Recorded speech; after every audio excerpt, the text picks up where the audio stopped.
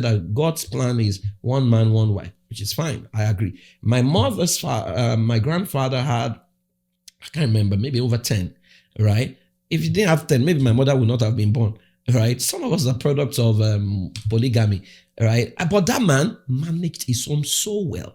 All of them are like siblings. They do things together, right? My mom was an only child from my mother's side, but you wouldn't know because everyone rallied around. I had to study the model my grandfather deployed, right? But that may not work for some other people, So again, I always tell to people, be true to yourself.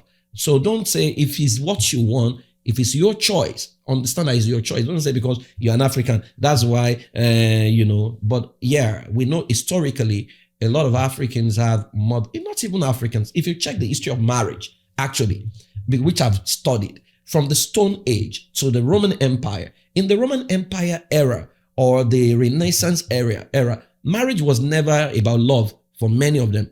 Marriage for some in the Roman Empire, it was you got married so that you can have an heir to have inheritance.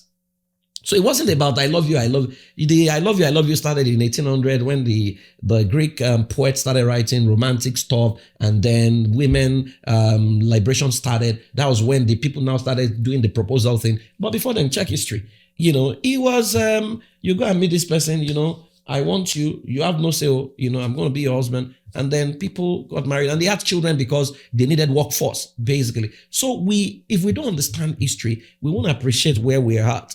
And so what I say is there are still Stone Age people in our days. Let them marry themselves. There are still Renaissance people in our age. Let them marry themselves. There are still the modern people in our age. Let them marry themselves. So it's not one shoe that fits all. It's like saying that if the whole world becomes Christian, now the whole world we experience is not true.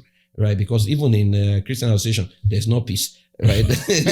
So it's not really monogamy that brings anything. It's a system you have chosen to deploy, that promotes peace, and it starts with your own personal wellness. So if your personal wellness, you've done everything, you've healed from your trauma, and what you want to do is to marry 3 wives, go ahead, but let there be full disclosure from the get-go to say, you know what, I am going to marry more than one. If the lady is okay, it's fine. Right? So we have a king in our Oba, has more than one. And people still accepting that he's a Christian and whatever. So full disclosure is what I think is missing, right?